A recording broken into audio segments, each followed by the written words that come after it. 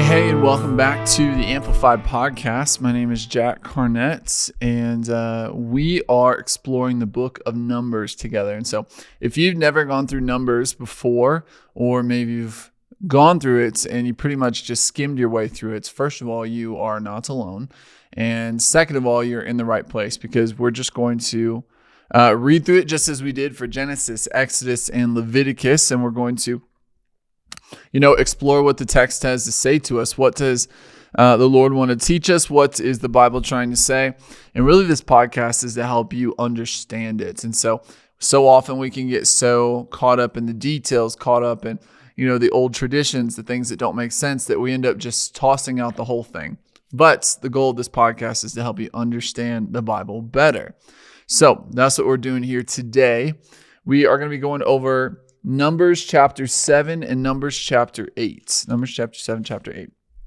Last episode was an odd episode because we got to look over one of the more obscure obscure stories of the Bible. One of the things that doesn't make sense, the adultery test. Then we saw where the law of the Nazarites first came from. And so soon we'll be in the book of Judges. It'll go Leviticus, Numbers, Deuteronomy. After Deuteronomy, this is the end of Moses' story. It gets passed to Joshua. We see Joshua conquer the land of Canaan, as the Bible's been alluding to this whole time. And once he's done, we get into the book of Judges. And the book of Judges is wild with a capital W. And so the book of Numbers is great. We're going to see a lot of historical references to what the tribes were doing, how they were organized, what their gifts were, and all these things. But we're also going to see a lot of really strange stories that really don't get preached about. They're difficult to understand. It's not as easy as love your neighbor as yourself, things that we see in the New Testament. And so they're not preached on quite as much. But I believe that when you understand it well, it gives this whole incredible depth to the Bible, and especially the New Testament, that you never would have had if you just read the New Testament. Reading the New Testament is great. Going to see Endgame is great. Going to see the final movie of any series that's the best of them all is great. But you don't understand the gravity of what's happening in that film unless you've watched everything that came before. And you can never understand the full depth of the New Testament and really what Jesus is fulfilling and what Jesus is doing unless you understand these chapters. And so today we're going to be going through Numbers chapter 7, Numbers chapter 8, and we're exploring them together. And so as always, we want to plug Alabaster Bibles. If you have not picked one up yet, I don't know how you can listen to this ad every single week or in every single episode and not even check out their website. We've always got it linked in the description, and I highly recommend getting these and get as gifts. And so I've often thought about giving these away at the church. We probably will at some point. And so they're awesome. It's a great first Bible to have if you've never read the Bible before. So, okay.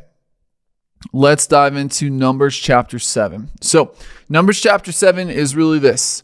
I want you to keep in mind that the Bible was not written for you. It was not written for me. It was written as an account of what was happening and what God was doing at the time. But there is a plethora that we learn and glean and base our lives upon, though it was not written for us. It's the same way with like the letters that we see in the New Testament. Those were written from Paul to a specific church. You were not in the thought process at all, but you were on the mind of the Holy Spirit. The Bible says that every word of the Bible is breathed through the Holy Spirit. And so we're going to read this chapter, and this chapter is going to seem rather repetitive. But again, the Bible was not written for you. It was written to record what was happening in history, what God was doing, what God was saying, what God was doing through his people. And so we get to see, and I think it gives credence as well to the validity. And what I mean is, I think it's all the more telling that this is a true and factual recording of history and of life. Because if you were writing a fake narrative, you would never put in a lot of these chapters that's, it's kind of like scenes in a movie that don't really advance the plot all that much. Those are the ones that get cut out because you're making it for the viewer. This was made because They were writing down what was going on at the time. And so keep that in mind as we're going through. I'm going to try to explain the significance of each of these. Of course, I'll speed up and slow down as we're going through, but let's dive into chapter 7. Okay. Hold on. I'm looking at, I'll read that after verse 11. Okay, here we go. On the day that Moses had finished setting up the tabernacle and had anointed and consecrated in all its furniture and its altar and all its utensils, he also anointed them and consecrated them for holy use, meaning that they are finally ready to be used in the tabernacle. They are specifically used for the tabernacle. Then the leaders of the leaders of Israel, the heads of their father's household.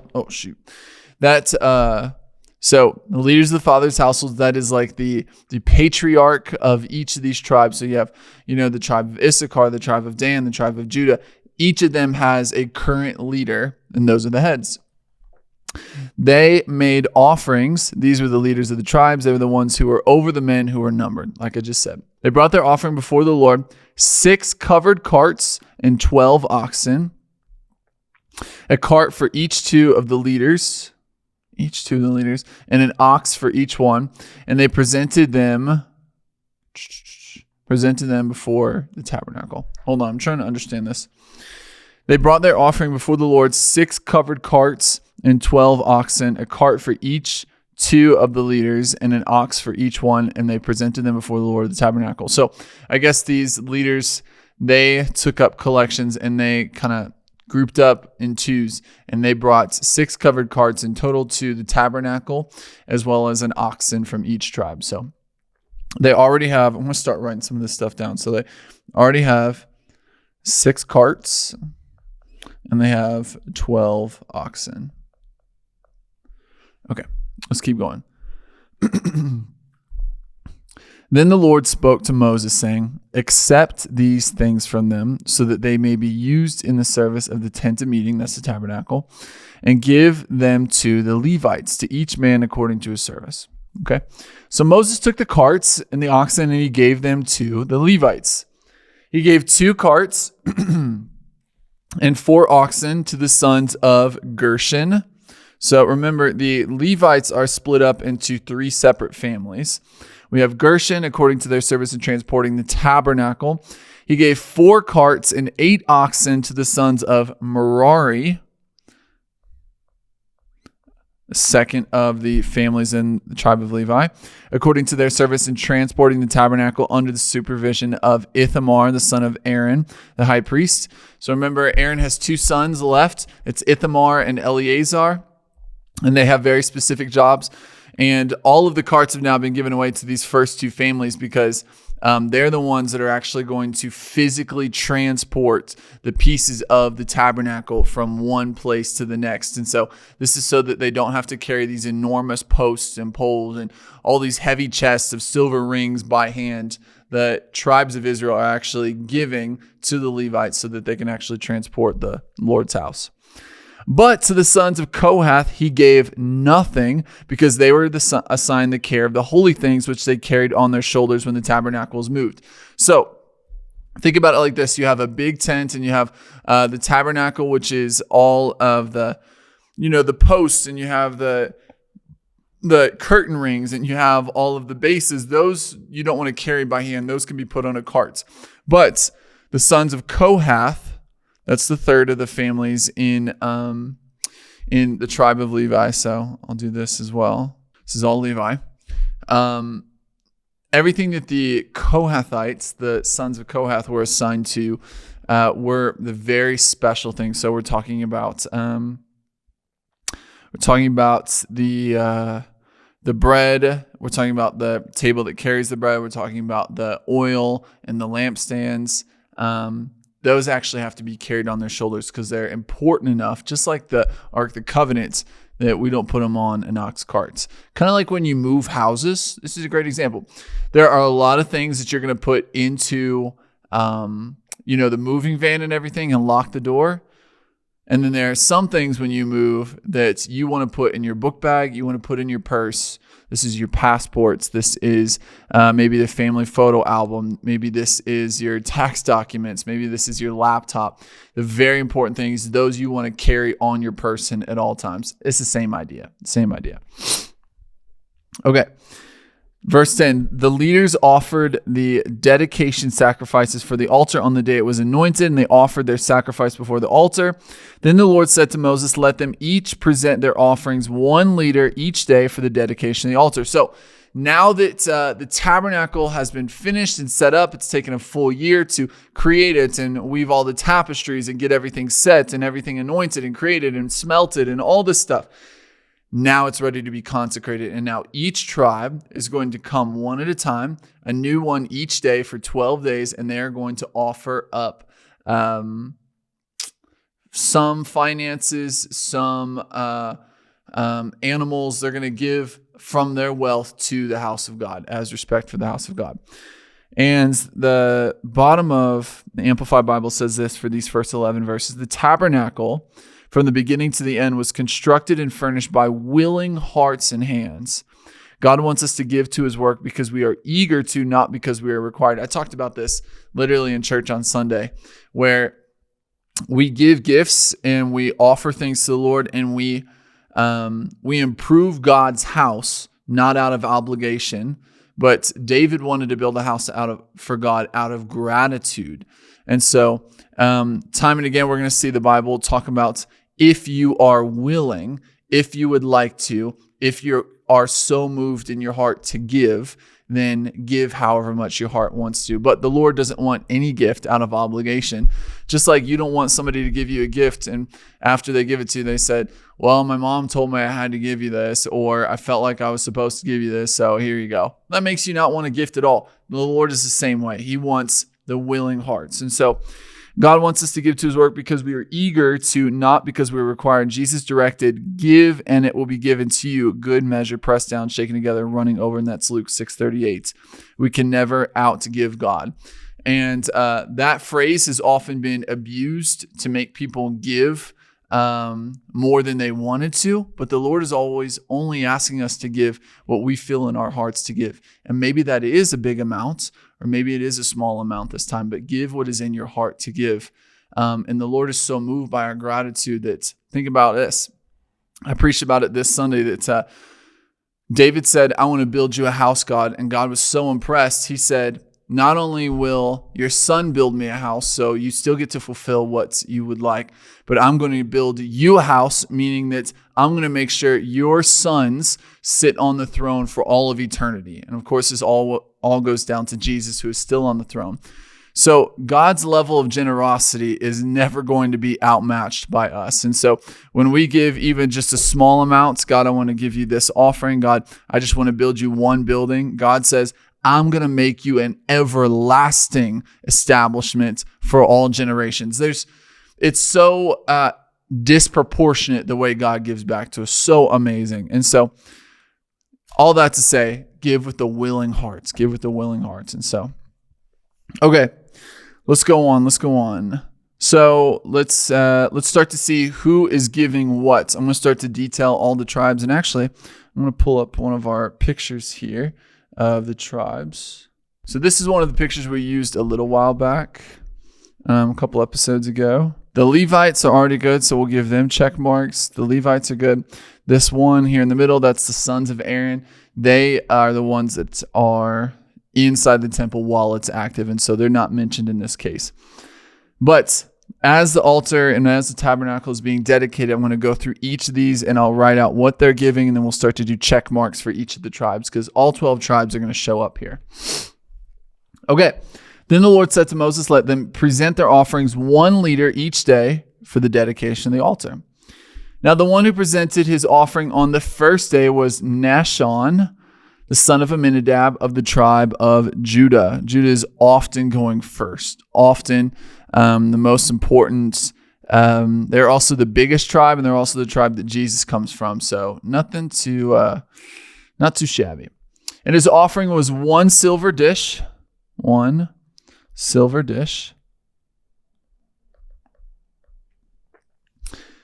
the weight of which was 130 shekels. So they would literally weigh it out against a specific weight. So think about it like we have a set standard for how much a pound weighs. So you can imagine this weighed 130 pounds. It didn't actually weigh 130 pounds, but it weighed the same amount as one coin, 1 shekel, 130 times over. So you guys are smart. You can figure that out. 1 silver basin of 70 shekels. So then they gave just like a straight up tub of shekels. 1 silver basin of 70 shekels. According to the shekel of the sanctuary, the set standard, both of them full of fine flour mixed with oil as a grain offering. So we'll put flour and oil. Okay. 1 golden bowl of 10 shekels full of incense. 1 golden bowl. So 1 golden bowl that weighed 10 shekels.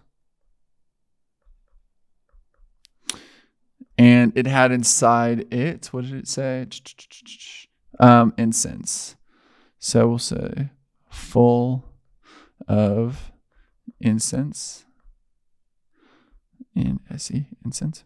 Okay.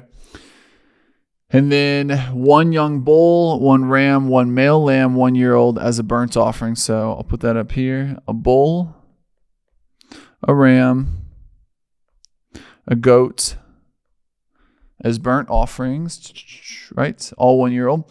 1 male goat as a sin offering. So we'll put another goat down here. I'll put sin next to it.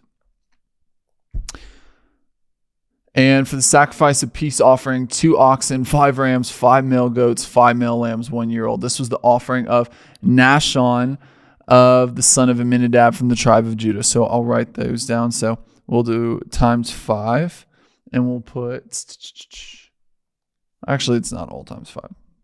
2 oxen, 5 rams, 5 goats.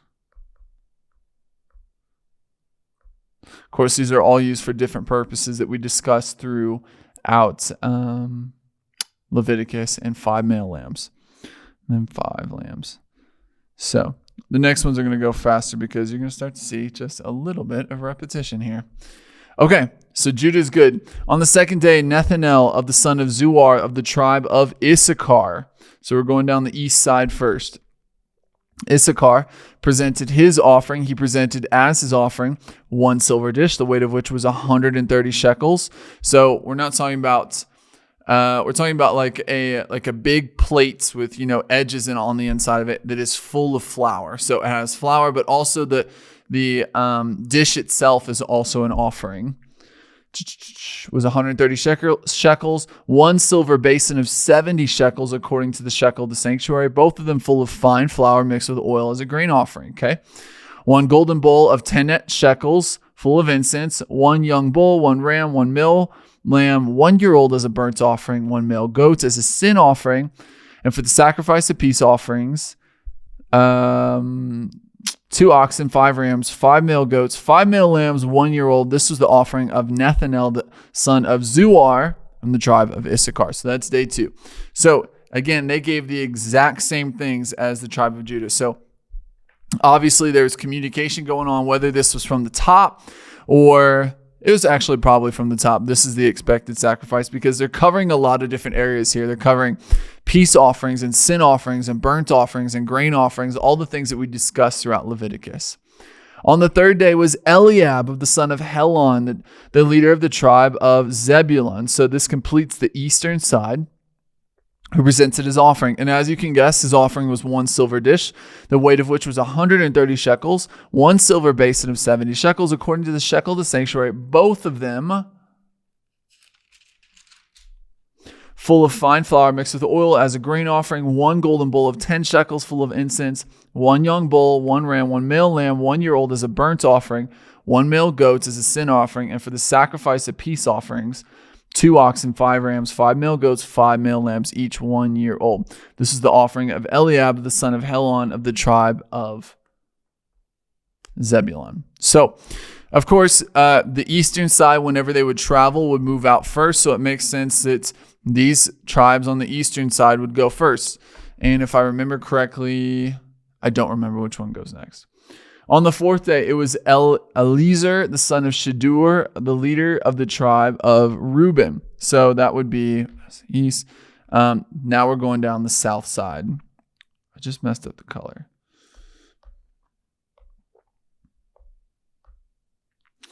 Now we're going down the south side. And again, this is, if I remember correctly, this is just moving in the direction of, the order they're going is in the direction that they would have moved out. So on the 4th day, it was Eliezer, the tribe of Reuben. His offering was 1 silver dish, the weight of which was 130 shekels, 1 silver basin of 70 shekels.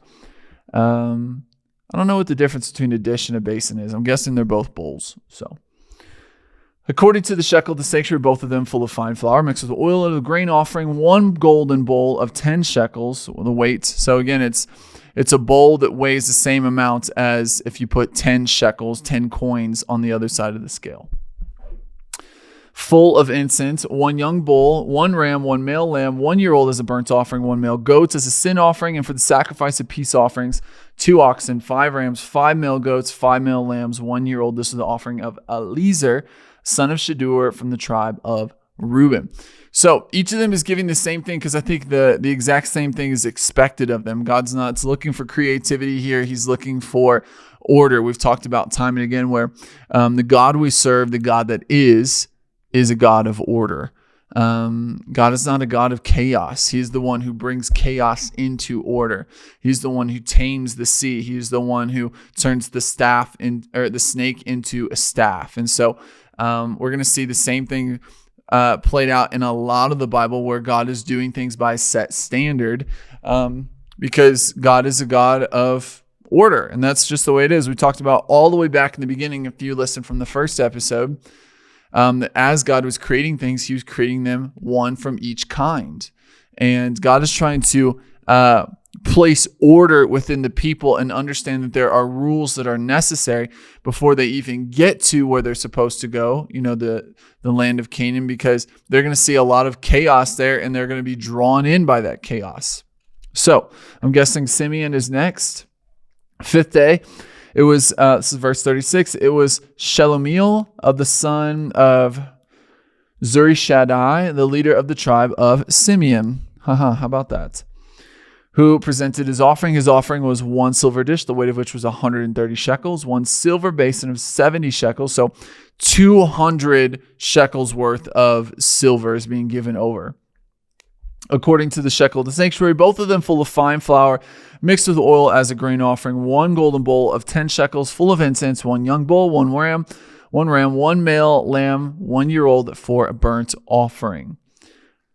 And for the sacrifice of peace offerings, 2 oxen, 5 rams, 5 male goats, 5 male lambs, 1 year old. This was the offering of Shelumiel, of the son of Zurishaddai, from the tribe of Simeon. So this is one of the few times in the history of Israel where, at least in the Bible, they're getting things right. I heard Dennis Prager talk about, and he's been a practicing Jew his entire life. He's an older man, a theologian. He said, the story of Israel is not a story of a people who are mostly monotheistic with short periods of polytheism. So they mostly worship one God with short spans of time where they worship multiple gods. But instead, it's the story of a people that is mostly polytheistic with short time spans of monotheism. And so God is so patient and so kind that he's willing to wait on this people. And he waits so long that he not only opens up the door for them into perpetuity, hopefully that's right, in perpetuity, to glorify the Lord and see him as the only God, but he actually opens it up for the whole world to do the same. So this is one of the times they're getting it right. Everything is in order. On the 6th day, it was Eliasaph, the son of Duel, the leader of the tribe of Gad. So this completes the southern side of camp. His offering was 1 silver dish, the weight of which was 130 shekels, a silver basin of 70 shekels, according to the shekel of the sanctuary. Both of them full of fine flour mixed with oil as a grain offering. 1 golden bowl of 10 shekels, one full of incense, 1 young bull, 1 ram, 1 male lamb, 1 year old as a burnt offering, 1 male goat as a sin offering, and for the sacrifice of peace offerings, 2 oxen, 5 rams, 5 male goats, 5 male lambs, 1 year old. This was the offering of Eliasaph, the son of Duel, from the tribe of Gad. Yeah, from the tribe of Gad. So this is why I took the time to write out what they're giving during the tribe of Judah, because they're just giving the same things over and over. On the 7th day, it was Elishama, the son of Ammihud, the leader of the sons of Ephraim, who presented his offering. So that now we're starting on the west side over here. Okay. His offering was 1 silver dish, the weight of which was 130 shekels, 1 silver basin of 70 shekels, according to the shekel sanctuary. Both of them full of fine flour mixed with oil as a grain offering. 1 golden bowl of 10 shekels, full of incense. 1 young bull, 1 ram, 1 male lamb, 1 year old as a burnt offering. 1 male goat as a sin offering. For the sacrifice of peace offerings, 2 oxen, 5 rams, 5 male goats, 5 male lambs, 1 year old. This is the offering of Eliashama, the son of Ammihud, of the tribe of Ephraim. So, from the very beginning, the church has always been supported by the people that take care of that house.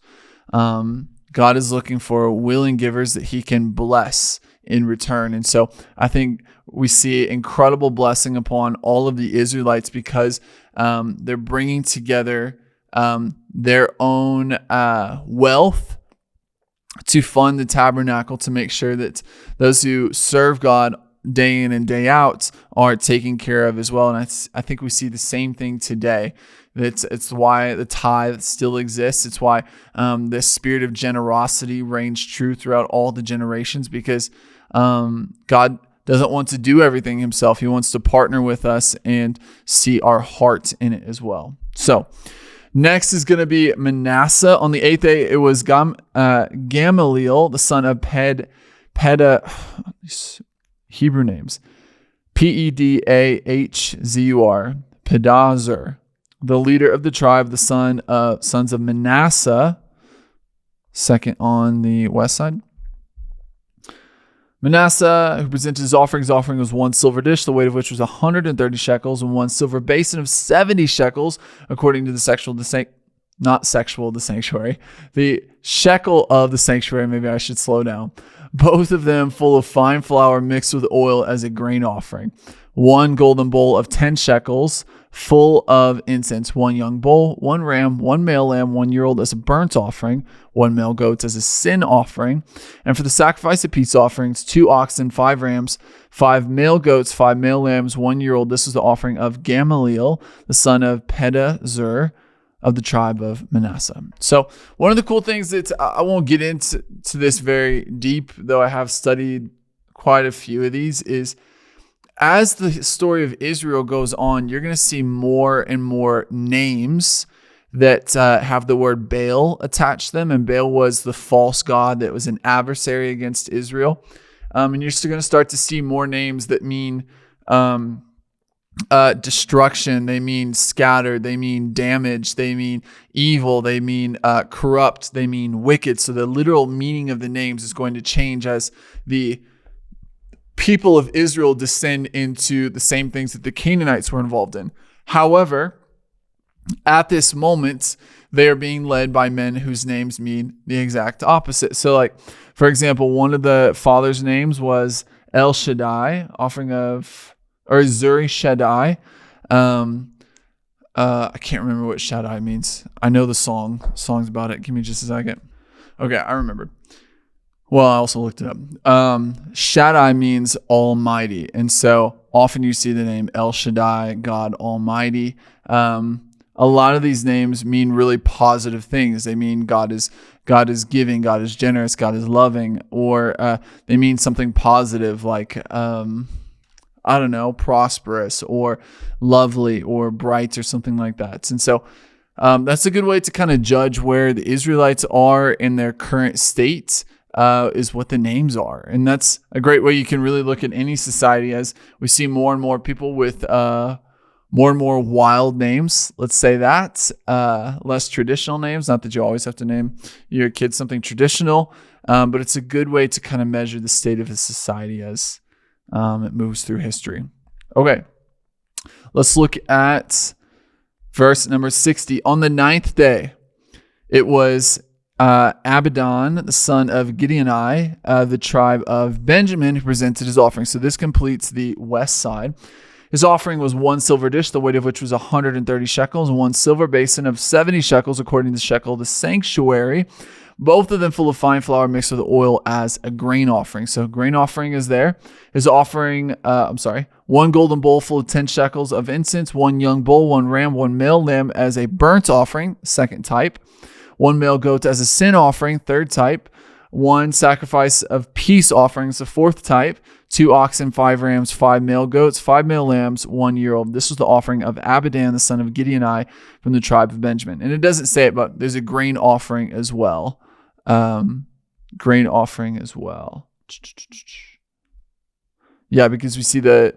Actually, I did mention the grain offering. All right, we're going to read through them again. So on the 10th day, it was Ahiezer of the son of Ammishaddai. There's the word Shaddai again. Leader of the tribe of the sons of Dan. So now we're going to see the north side. His offering was 1 silver dish, the weight of which was 130 shekels, 1 silver basin of 70 shekels, according to the shekel of the sanctuary, both of them full of fine flour with oil as a grain offering. That's 1. 1 golden bowl of 10 shekels full of incense, 1 young bull, 1 ram, 1 male lamb, 1 year old as a burnt offering. That's the second type. 1 male goat as a sin offering. That's the third type. With the sacrifice of peace offerings, that's the fourth type. 2 oxen, 5 rams, 5 male goats, 5 male lambs, 1 year old. This was the offering of Ahiezer, the son of Ammishaddai, from the tribe of Dan. So, we have the grain offering. So, we don't have one for the guilt offering. That's what it is. Maybe because they weren't, I don't know. The guilt offering's not included at this moment, though. I think it's still important. If you're interested in what each of these means, you can watch my episodes through Leviticus. Okay, on the 11th day, second to last tribe, here we go. It was Pagil of the son of Ochran of the tribe of the sons of Asher, who presented his offering. His offering was 1 silver dish, the weight of which was 130 shekels, 1 silver basin of 70 shekels, according to the shekel of the sanctuary, both of them full of fine flour mixed with oil as a grain offering. 1 golden bowl of 10 shekels full of incense, 1 young bull, 1 ram, 1 male lamb, 1 year old as a burnt offering, 1 male goat as a sin offering, and for the sacrifice of peace offerings, 2 oxen, 5 rams, 5 male goats, 5 male lambs, 1 year old. This was the offering of Pagil, the son of Ochran, from the tribe of Asher. Okay. Last tribe, you can probably guess what it is. It's Naphtali. This completes the north side. Now we have all 12 tribes, as well as we've taken care of the Levites in the center. On the 12th day, it was Ahira of the son of Enan, the leader of the tribe of Naphtali, who presented his offering. And you can say it with me together. His offering was 1 silver dish, the weight of which was 130 shekels, 1 silver basin of 70 shekels, according to the shekel of the sanctuary, both of them full of fine flour mixed with oil as a grain offering. God is a God of order. 1 golden bowl of 10 shekels full of incense, 1 young bull, 1 ram, 1 male lamb, 1 year old as a burnt offering, 1 male goat as a sin offering, and for the sacrifice of peace offerings, 2 oxen, 5 rams, 5 male goats, 5 male lambs, 1 year old. This is the offering of Ahira, the son of Enan, from the tribe of Naphtali. And that concludes their offerings. Each of these was very important. They're taking care of each day, and every tribe gave the exact same thing. I read through this probably 2 or 3 times to make sure none of them were giving something slightly different that I might miss later on. But if I did miss it, please let me know in the comments. This is the dedication, verse 84. Wow, 84 verses in this one chapter. Offering for the altar from the leaders of Israel on the day when it was anointed, 12 dishes of silver, 12 silver basins, 12 golden bowls, each dish of silver weighing 130 shekels, each basin 70 shekels. All the silver vessels weighed was 2,400 shekels, according to the shekel of the sanctuary. Now, if I remember correctly, this could be way off. I think half a shekel was like 6 months' wages. So 1 shekel was like a full year's wage. I could be way off on that. Assume I'm way off on that. But suffice it to say, this is a lot of cash. A lot of cash. 12 golden bowls full of incense weighing 10 shekels apiece, according to the shekel of the sanctuary. All the gold of the bowls being 120 shekels. All the oxen for the burnt offering were 12 bulls, 12 rams, 12, the male lambs 1 year old, 12, according together with their grain offering, and the male goats as a sin offering, also 12. All the oxen for the sacrifice of peace offerings were 24 bulls, rams 60, male goats 60, the male lambs 1 year old were also 60. This was the dedication to also the burnt offering after it was anointed. Now, final verse. When Moses went into the tent of meeting to speak with the Lord, he heard the voice speaking to him from above the mercy seat. This is the lid that has the angels above the Ark of the Covenant. That was on the Ark of the Testimony. From between the 2 cherubim, he spoke by special revelation to him. You know, I've often prayed that I could hear God's voice like that. It says in, I forget what chapter and verse, I don't even know what book it is, but God is defending Moses to the people of Israel, and he says, to everyone else I speak in riddles and stories and parables, but to my servant Moses I speak plainly, face to face, as one speaks to a friend. And that's the kind of closest I want with the Lord, is that I can go into his house, I can go into the sanctuary, I can talk to him, and sometimes the Lord communicates with us in visions, sometimes the Lord communicates in dreams, but I often want the Lord to speak to me, word to word. And he often does. He speaks to people, I think Christians like that every single day. But I think it must have been pretty cool for Moses to hear God's voice like that. Not that I can't. It's just I think Moses had something special. And so, but then again, Jesus said that John the Baptist is the greatest of all the prophets. I think that includes Moses, but even the least in the kingdom, you and me, is greater than John the Baptist and Moses, because we have the Holy Spirit with us, and so we can hear God's voice. I think it's just a matter of me turning my ears and tuning my heart to hear his voice. And so, okay. Hopefully that wasn't an overshare. All right, here we go. Chapter 8. Then the Lord spoke to Moses, saying, speak to Aaron and say to him, when you set up and light the lamps, the 7 lamps that will shine in front of the lampstand. Think about a menorah that is used in Hanukkah every year near Christmas. That's exactly what we're talking about. And what's cool is it's 7 lamps. And when it says lamps, it means like 7 candles. But there are also 7 spirits of God that are mentioned in Revelation. I have no idea what those could represent. They could represent the churches. They could represent different level, or not different levels, but different sides of his character. I don't know. It's amazing. And so there's so much of the Bible to explore that I don't know if we'll know until we get to heaven. And Aaron did so. He set up the lamps at the front of the lampstand, just as the Lord had commanded Moses. Now this was the workmanship of the lampstand, hammered work of gold from its base to its flowers. It was hammered work according to the pattern which the Lord had shown Moses when he made the lampstand. I think that means that it's not gold plated. This was a solid gold, probably 5 foot tall menorah. Okay. Again, the Lord spoke to Moses, saying, take the Levites from among the sons of Israel and cleanse them. So now it's time for the Levites to be taken out from just separated out and start to be consecrated and set apart for the work of the tabernacle. This is what you shall do to ceremonially cleanse them. Sprinkle the water of purification on them and let them use a razor over their whole body. Wash their clothes and they will be clean.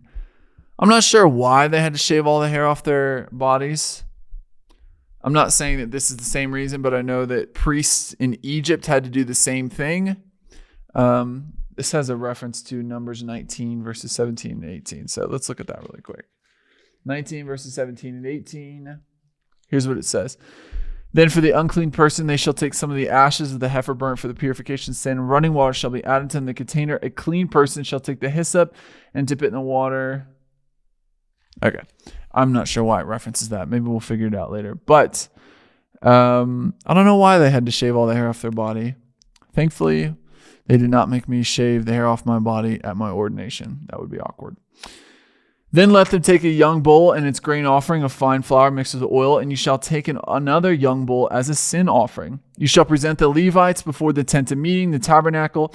You shall also assemble the whole congregation of the children of Israel. So get everybody together to watch this. And present the Levites before the Lord, and the Israelites shall lay their hands on the Levites. Yes, very important. The practice of laying your hands on a person to anoint them, to consecrate them, to pray for them, to all these things. It goes back a long, long ways. Aaron shall present the Levites before the Lord as a wave offering from the Israelites, so that they may perform the service of the Lord. I'm not sure how he waved them. Not that he could go out there and lift them all up at once. Maybe they all jumped at once. It's probably not true, but I'm sure it would be great to be there. Then the Levites shall lay their hands on the heads of the bulls. And then you are to offer the one as a sin offering and the other as a burnt offering to the Lord to make atonement for the Levites. So often in the Bible we see the transfer of sin so that something can take the punishment for you by laying your hands on it. So maybe it was all the sin of the Israelites is being put onto the Levites. Then the Levites are taking the sin of the people and their own and putting it onto these bulls. And now the bulls are going to die instead of us dying. You shall have the Levites stand before Aaron and his sons and present them as a wave offering to the Lord. Again, maybe they just all jumped at the same time. Thus you shall separate the Levites from among the Israelites, and in the Levites shall be mine in a very special sense. So many S's today. Then after the Levites may go in to serve the tent of meeting, the tabernacle, but you shall cleanse them first and present them as a wave offering, for they are wholly given to me from among the Israelites. I have taken them for myself instead of all who are the firstborn of all the Israelites. And we talked about that a few episodes ago. For all the firstborn among the Israelites are mine among the men and among the animals. On the day that I struck down every firstborn in the land of Egypt, I sanctified, I set apart for myself the Israelites. I just said exactly what the Bible says, and set the Israelites apart for myself. And I have taken the Levites instead of every firstborn among the Israelites. I have given the Levites as a gift to Aaron and to his sons among the Israelites to perform the service of the Israelites at the tent of meeting. This is the tabernacle, and to make atonement for them, so that there will be no plague among the Israelites if they should approach my sanctuary. Thus Moses and Aaron and all the congregation of the children of Israel did these things to the Levites in accordance with all that the Lord had commanded Moses concerning the Levites, so the Israelites did to them. Okay, this has to do with laying the hands on. Let me read this from what the Amplified says. Verses 10 to 12. The sons of Israel who laid their hands on the Levites in this ancient symbol of dedication were showing their support for and agreement with the special role that the Levites had been set aside for this. This would be an event that everyone could look back on and remember as an important solemn time of dedication and asking for God's blessing. So maybe it was also not just to transfer sins in this moment, but it was also to say why do the Levites are the only ones? I don't remember agreeing to that. And it's well, we all got together on the same day and you literally put your hand on them as a sign of agreeing. So they're the ones that get to take care of the Lord. So basically there's no back talking from them, I guess, at this point. So the Levites too, verse 21, purified themselves from sin, and they washed their clothes, and Aaron presented them as a wave offering before the Lord, and Aaron made atonement for them to cleanse them. Then after the Levites went in to perform their service in the tent of meeting before Aaron and his sons, just as the Lord had commanded Moses concerning the Levites, so they did to them. This is one of the few times, again, where we see the people of God actually doing exactly what they're supposed to be doing. Okay, last couple of verses dealing with retirement. Now the Lord spoke to Moses, saying, this is what applies to the Levites. From 25 years old and upward, they shall enter to perform service in the work of the tent of meeting. And I think actually those first 5 years, from 25 to 30, they were really more of like an apprentice. And then at the age of 30, they would actually go into, full-time responsibility and service in the tent. And I think we see Jesus following the same pattern where Jesus is the high priest. We see him start his ministry at the age of 30. But at the age of 50 years old, they shall retire from the service of the tabernacle, work and serve no longer. They may assist their brothers in the tent of meeting to keep their obligation, but they shall do no heavy or difficult work. Thus you shall deal with the Levites concerning their obligations. So God is a merciful God, and he's amazing, and he blesses our generosity, and he's a God of order. And there's so much we can learn from these chapters that we often skip over when we're doing our Bible studies. And so if you made it to the end of this and you listened to me detail all of the different gifts that all 12 tribes gave, then thank you so much for joining us today. The next couple chapters, we're still talking about the tabernacle. But by chapter 11, even though they got things right here, the title of chapter 11 is The People Complain, and it does not go well. And so stay tuned for these next couple episodes, and we will see you next time on the Amplified Podcast.